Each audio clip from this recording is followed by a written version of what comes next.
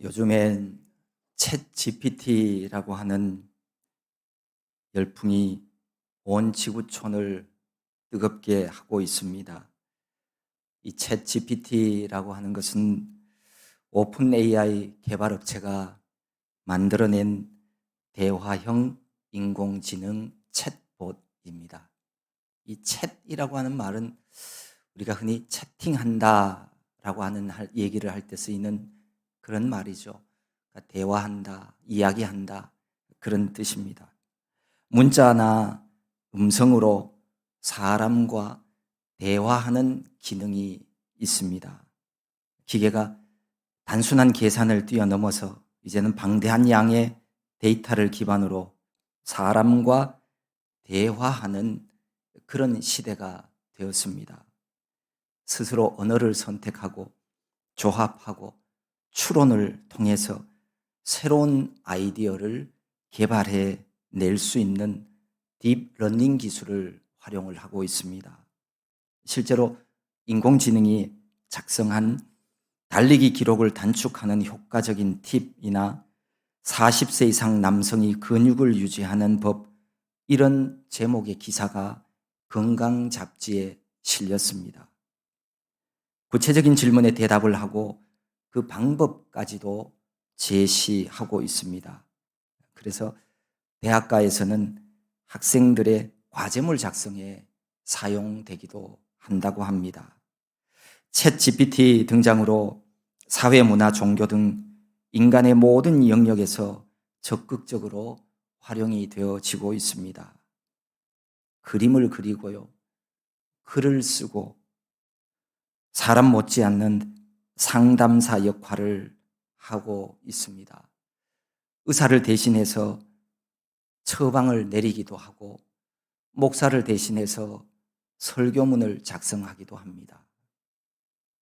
앞으로 이런 챗봇들이 더 많이, 더 다양하게 우리 생활 깊숙이 자리할 것 같습니다. 우리가 사는 세상이 빠르게 변화해 가고 있습니다. 내일에는 무슨 일이 일어날지 아무도 장담하지 못합니다.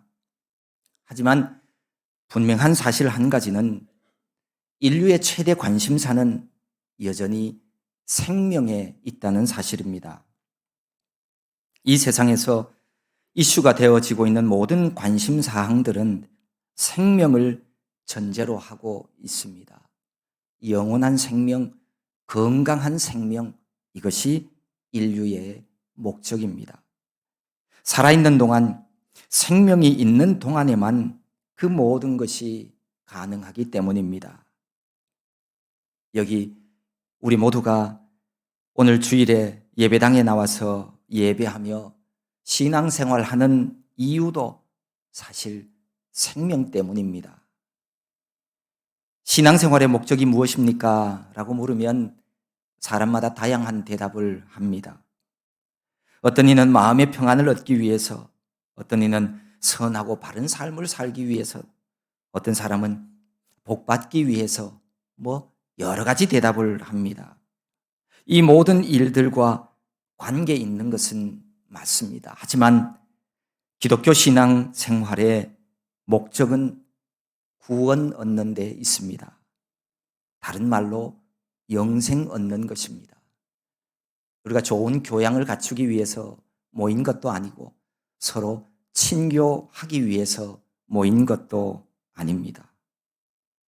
구원이란 죽음과 사망에서 건져내는 것을 말합니다. 구원받았다고 하는 말은 영원한 생명을 얻었다는 의미입니다. 죄로 인해서 사망 아래 놓였던 자들을 건져내어서 살렸다. 이 뜻이 바로 구원받았다라는 말입니다. 하나님의 말씀인 이 성경은 영생에 대해서 알게 해 주십니다. 영생에 대해서 성경은 참 많이 기록을 하고 있습니다. 제가 설교 준비를 하면서 신약 성경에만 이렇게 찾아봤더니 영생이라고 하는 말이 47번이 있어요. 그리고 복음서인 요한복음에는 영생이라고 하는 말이 19번이나 언급을 하고 있습니다. 요한복음 5장 말씀에 보면 너희가 성경에서 영생을 얻는 줄 생각하고 성경을 연구하거니와 이 성경이 곧 내게 대하여 증언하는 것이니라 라고 말씀합니다. 영생의 길이 성경에 있고 성경이 말하는 영생은 곧 예수님에 관한 내용이다. 그런 말씀이죠. 요한복음 10장 말씀에 보면 내가 그들에게 영생을 주노니 영원히 멸망하지 아니할 것이요 또 그들을 내 손에서 빼앗을 자가 없느니라 라고 말씀합니다. 예수님이 하신 말씀이거든요.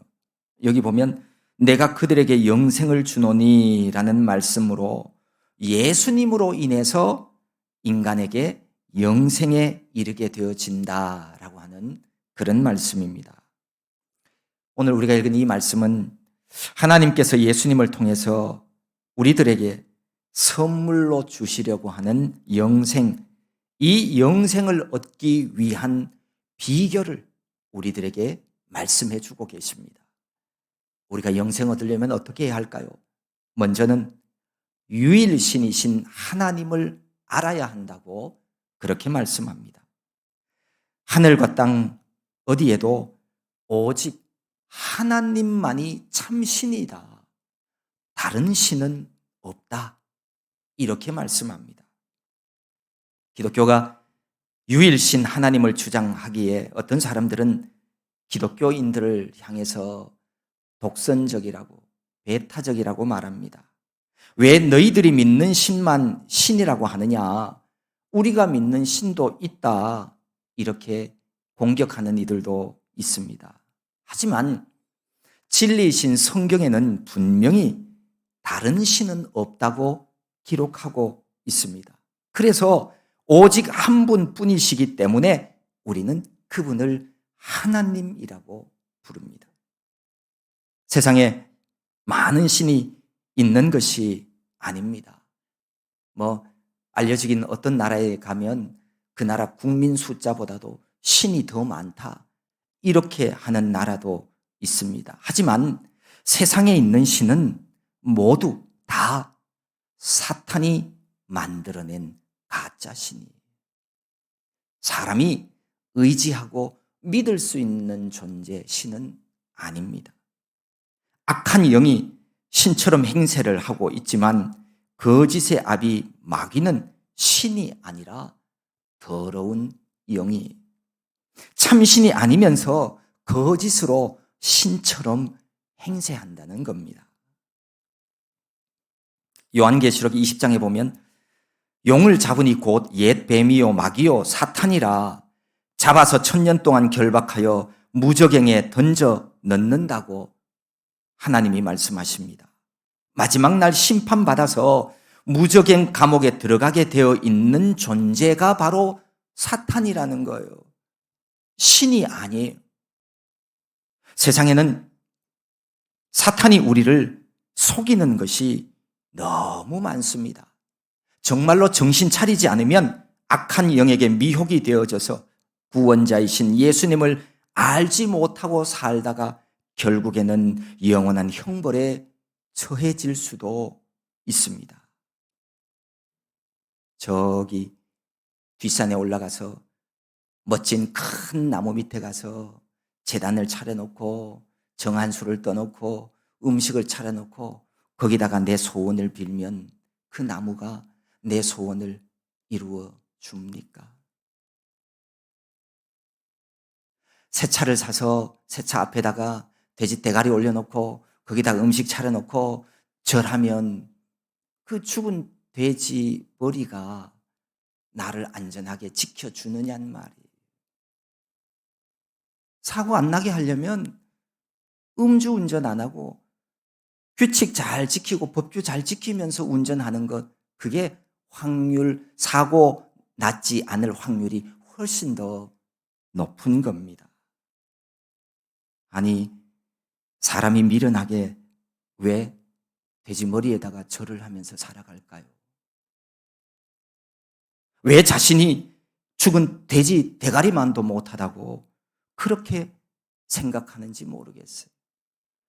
그러고 나서는 왜 또 그 돼지 머리는 먹습니까? 또 여러분, 이런 일들이 다 속아서 그래요. 악한 영이 사람들을 속이는 거예요. 여러분, 속지 마세요. 하나님만이 참 신이심을 믿으시기 바랍니다. 하나님, 그분이 우리 인생의 주인이시오. 바로 그분이 우리의 선한 목자가 되어 주십니다. 세상에 다른 신은 없습니다. 오직 하나님 한 분뿐입니다. 우리 모두 다 똑똑하잖아요. 지혜롭잖아요. 여러분 생각해 보세요. 이 세상이 어떻게 생겨난 것인지를 말입니다. 어떻게 누가 세상을 이렇게 움직이고 있는지 생각해 보셨나요? 하나님 외에는 답이 없습니다. 성경 맨 처음 말씀이 있죠. 태초에 하나님이 천지를 창조하시니라. 그렇습니다. 하나님이 이 세상을 만드신 거예요. 집 한 채를 지어도 설계한 사람이 있습니다. 그러니 집이 있는 거예요. 그리고 그 설계도에 따라서 시공한 사람이 있기 때문에 집이 있는 거예요. 이 강단도 누군가가 설계하고 만들어서 이렇게 있는 거예요. 이 건물도 누군가가 설계하고 시공해서 만들었기 때문에 이 건물이 있는 거예요. 여러분, 이 건물이요, 100년, 1000년, 만년, 억년 지나다 보면 이런 건물이 생길 수 있을까요? 생길 수 있다고 생각하십니까? 아니요, 그렇지 않습니다. 집이 저절로 우연히 만들어질 수는 없습니다. 우리가 애용하는 스마트폰이 저절로 생겨나지는 않습니다. 누군가가 설계하고 그렇게 만들었기 때문입니다. 하물며 집하고는 비교도 할 수 없는 우주가 저절로 생겨나고 스마트폰하고는 비교 자체가 불가능한 인간 생명이 그냥 시간이 지나서 우연히 생겨났다고요. 세상에 이런 거짓말이 어디 있어요? 그렇게 될 확률은 제로입니다. 없어요. 하나님은 분명히 성경 속에서 말씀합니다. 집마다 지은 이가 있으니 만물을 지으신 이는 하나님이시라고 히브리서에 기록하고 있어요. 그래서 요즘 최신 진화론자들의 버전이 뭐냐면 빅뱅이에요. 뭐 이런 이론 저런 이론 얘기해도 그거 다 안 맞거든. 그러니까 어느 날 갑자기 펑 하고 생겨났다는 거예요. 이 세상이. 여러분, 사실 그게 창조되었다는 얘기예요. 어느 순간에 신이 만들어 놓은 거예요. 어느 때인지는 알 수 없지만 분명히 하나님이 세상을 만드셨어요. 어떤 생명체가 환경에 적응하고 생존하기 위해서 부분적으로 진화라고 불리는 어떤 변화가 있었는지는 모르겠지만 생명체의 어떤 종이 다른 종으로 더 좋게 변화해 갔다, 진화해 갔다, 이런 이론은 전혀 근거 없는 이야기입니다. 과학이라는 학문이 밝혀낸 사실에 의하면 예전에 주장하던 진화 이론들, 진화론의 이론들이 모두가 다 맞지 않습니다. 테니스를 열심히 쳐서 몇 년 치면 정말 그 팔이 조금 길어질 수 있다고 그래요. 그런데 이 팔이 길어진 사람이 결혼해서 자녀를 낳으면 그 자녀들의 팔이 다 왼쪽보다 오른쪽 팔이 길게 태어나느냐? 아니요. 그렇지 않아요. 뭐 기린 한 마리가 먹을 것이 부족해서 높은 나무에 있는 먹이 잎 따먹고 열매 따먹다가 보니까 그 목이 조금 더 길어질 수는 있겠지만 역시 마찬가지. 그 기린이 새끼를 낳으면 다른 기린보다 목이 더 길게 태어나느냐? 아니요. 그렇지 않습니다. 후천적으로 이루어진 변화는 다음 세대에 영향을 주지 않는다는 것이 실험을 통해서 밝혀진 과학적인 이야기입니다. 그런데도 예전 언젠가 들었던 잘못된 이런 이론들이 무지한 사람들에 의해서 끊임없이 언론이나 글들에 회자되고 있죠. 지금은 그런 주장을 하는 진화론자는 없습니다. 세상 존재의 근원이 진화는 아니라는 겁니다. 지금껏 인류가 발견해낸 우주 질서를 유지하는 두 가지의 큰 물리 법칙이 있죠. 첫 번째가 우주의 에너지는 일정하다라고 하는 에너지 보존의 법칙이 있습니다. 연력학 1법칙이라고도 하고요. 두 번째로는 우주의 엔트로피는 항상 증가한다는 엔트로피 증가의 법칙이 있습니다.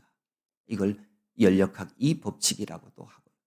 세상에 존재하는 모든 물질들은 이 법칙의 안에 있어요. 엔트로피라고 하는 것은 무질서한 정도를 말합니다. 인간을 포함해서 세상 만사 모든 물질은 구성 요소들이 무질서하게 되어져 간다는 법칙이지요. 사람은 처음부터 사람이었어요. 원숭이는 처음부터 원숭이였어요. 하등동물이 고등동물로 변화해 간다? 아니요. 인류가 발견한 법칙에 어긋나는 거예요.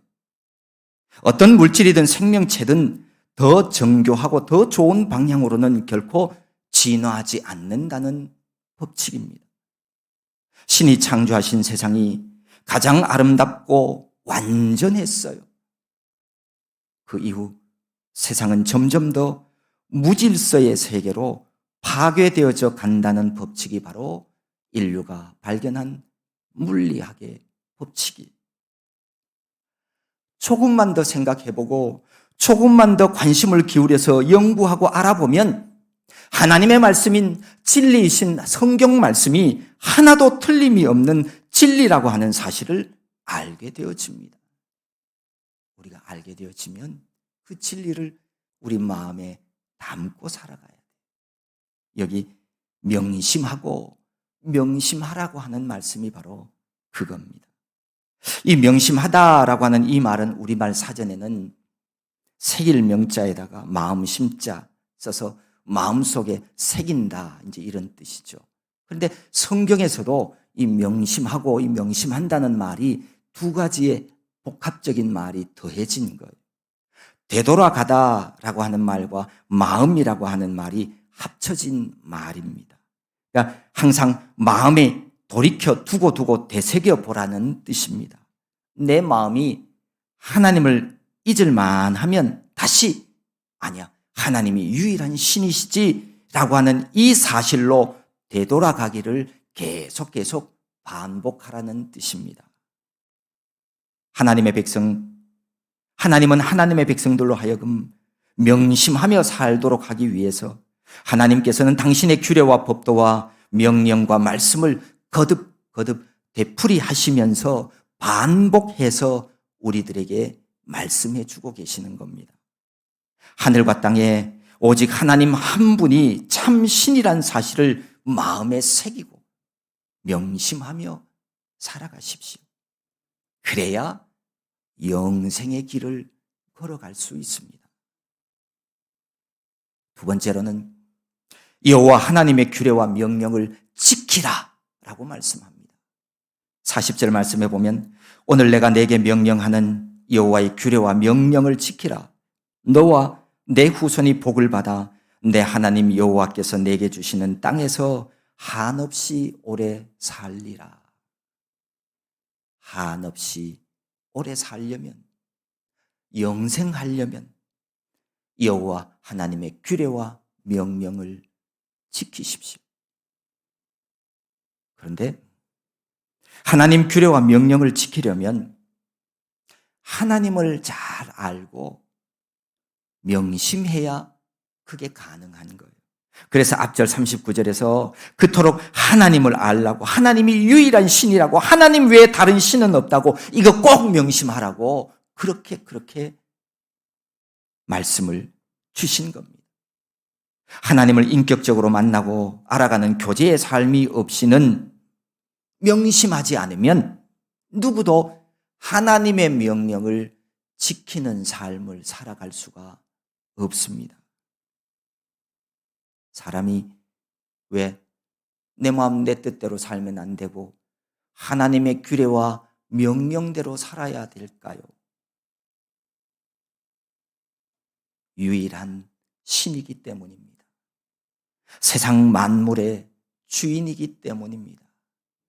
내 생명의 주인이기 때문입니다. 간혹 내 생명은 내 것이라고 생각하는 이들이 있죠. 아니요. 내가 열심히 일해서 돈 벌어서 음식 먹고 살아가는 줄 그렇게 착각하지만 사실은 내 생명은 내 것이 아닙니다. 여러분이 여러분의 심장 뛰는 일을 위해서 얼마나 뭘 도와주고 있어요. 내 뜻과는 내 의지와는 관계없이 어느 날 이 심장은 멈출 거예요. 내 뜻입니까? 아니에요. 내 생명의 주인인 하나님의 뜻입니다.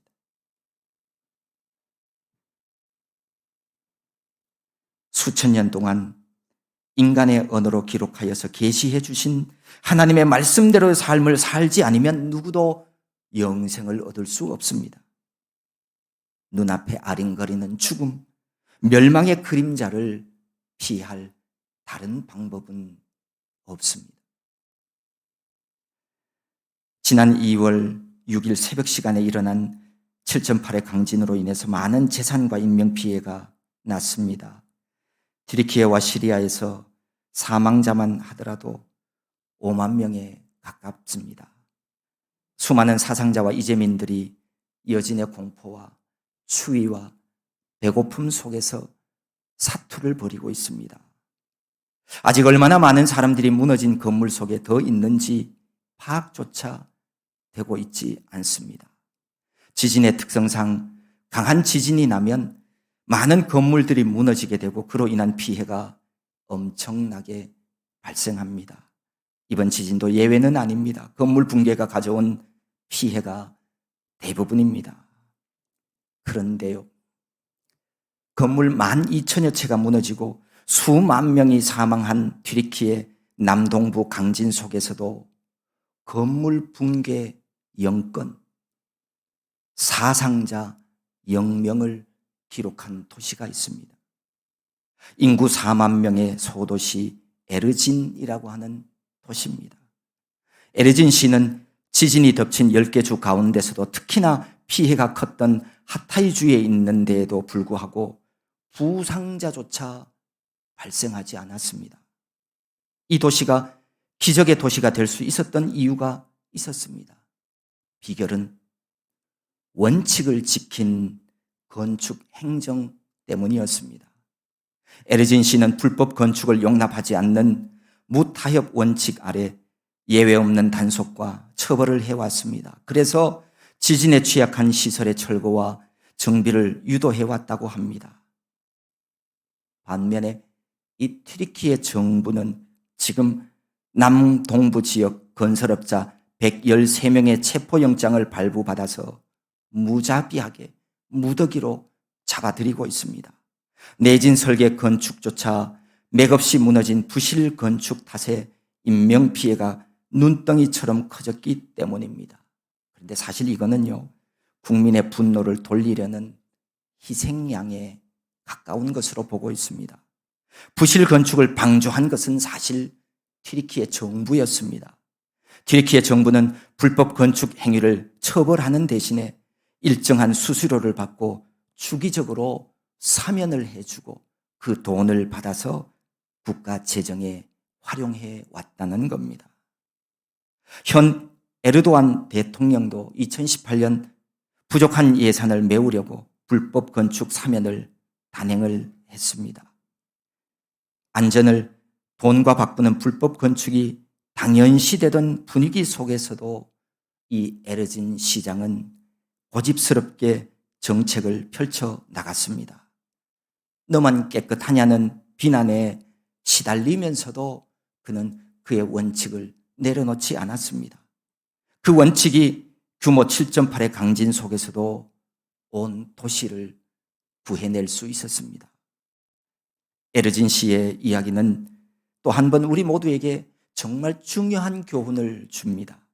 지진 속에서 안전하게 살아남으려면 집은 튼튼하게 지어야 한다는 사실입니다. 원칙은 지켜야 한다는 사실입니다. 당장 돈 아끼려고 설계 원칙대로 하지 않으면 나중에는 피할 수 없는 재앙을 만나게 됩니다. 보이지 않는다고 건물 속 구조물을 빼먹거나 약하게 하면 집이 흔들리는 날에 결국은 무너지고 맙니다.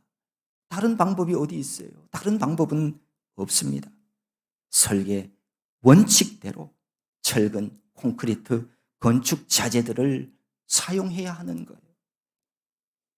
여러분, 우리 인생의 집도 마찬가지입니다. 튼튼한 반석 위에 기초 삼고 잘 지어야만 바람 불고 비 오고 흔들리는 날에도 안전합니다. 우리가 살아가는 이 세상에는 늘 언제나 햇빛이 비치는 맑은 날만 있는 것은 아니에요. 비 오는 날도 있고요. 흐린 날도 있고요. 집이 날아갈 듯이 바람 부는 날도 있어요. 집을 흔드는 날도 있어요. 시대의 흐름을 따라 살아가며 어떻게 하면 나에게 작은 유익을 얻을 수 있을까?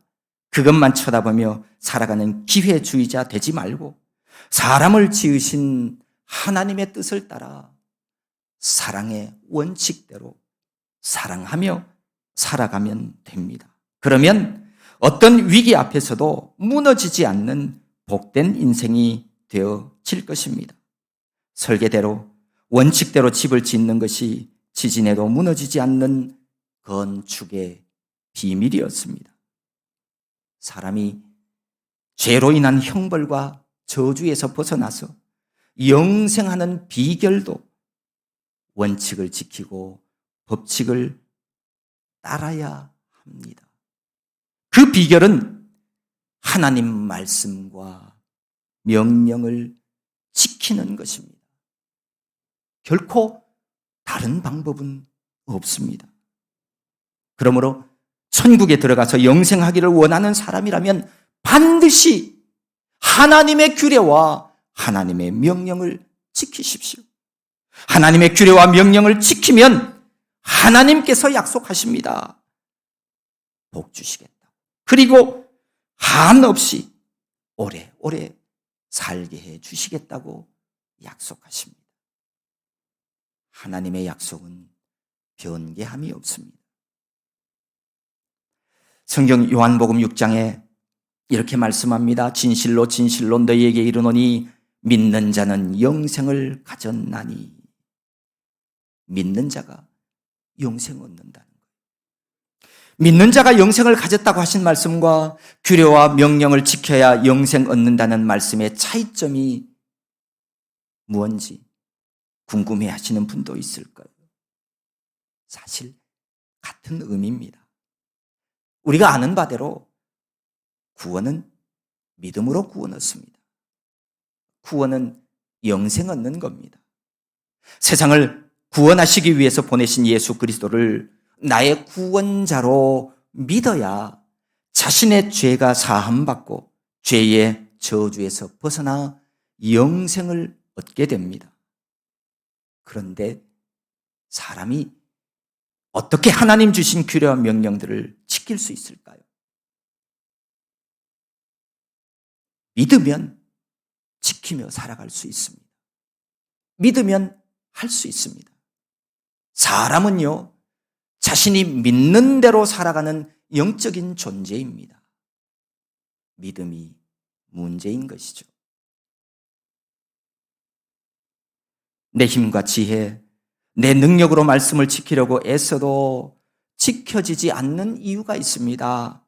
그것은요, 내가 믿고 있지 않기 때문이에요. 믿는 척은 하는데 믿음의 확신이 없어요. 믿는 자는 순종할 수 있습니다. 명령을 지켜 행할 수 있습니다. 그래서 믿음으로 영생 얻는다는 말이나 하나님 명령 지키면 영생 얻는다는 것이 같은 의미입니다.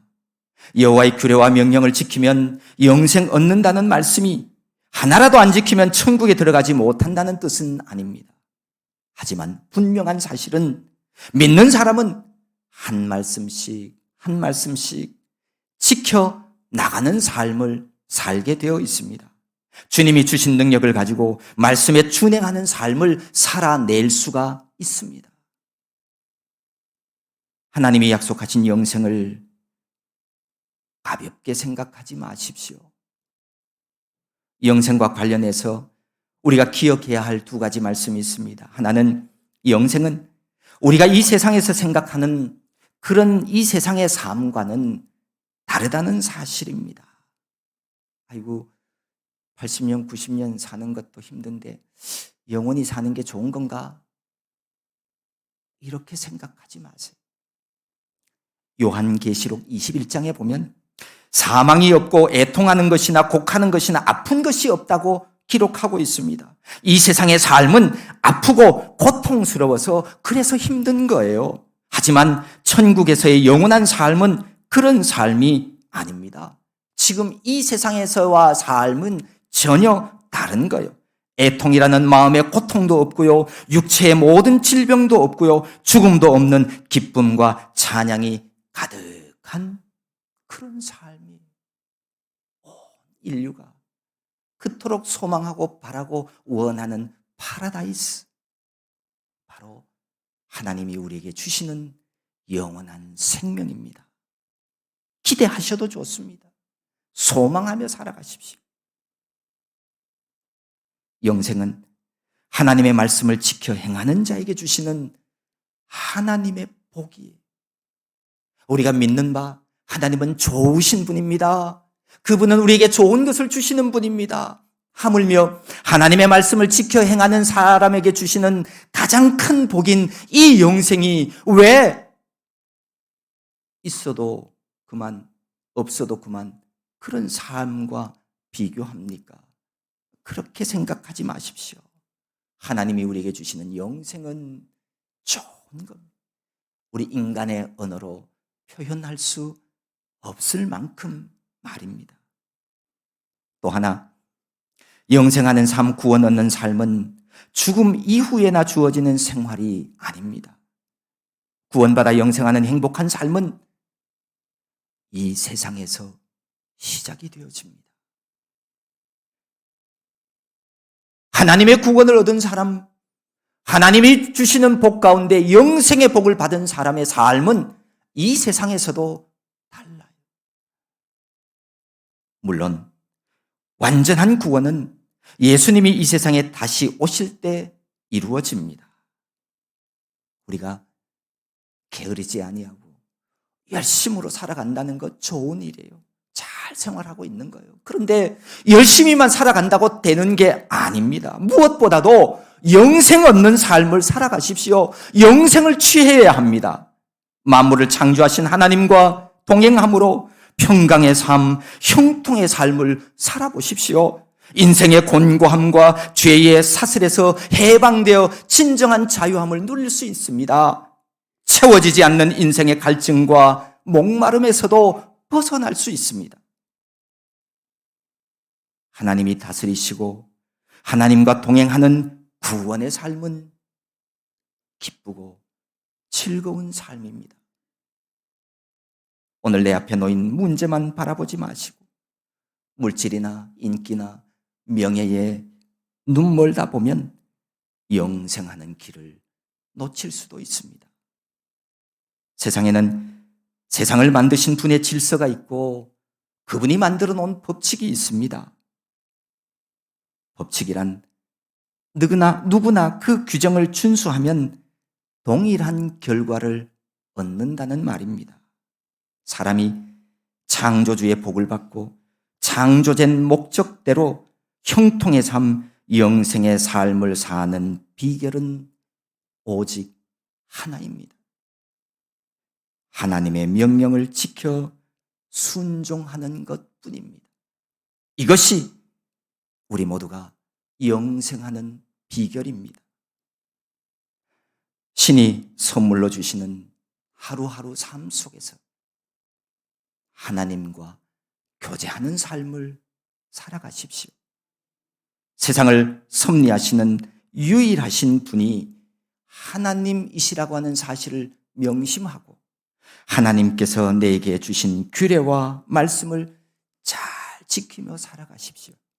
그래서 우리 모두가 다 하나님이 주시는 복을 받아서 영생하는 삶을 살아가는 천국의 백성들 다 될 수 있기를 소망합니다. 하나님 아버지 고맙고 감사합니다. 우리에게 독생자 예수 그리스도를 보내어 주셔서 영생의 길을 열어주신 하나님, 우리가 영생하는 자 되기 위하여 믿음 가지고 하나님이 우리를 위하여 주신 하나님의 규례와 명령을 지키며 살아가는 하나님의 사람들 다 되게 하여 주시옵소서. 예수님의 이름으로 기도하옵나이다. 아멘.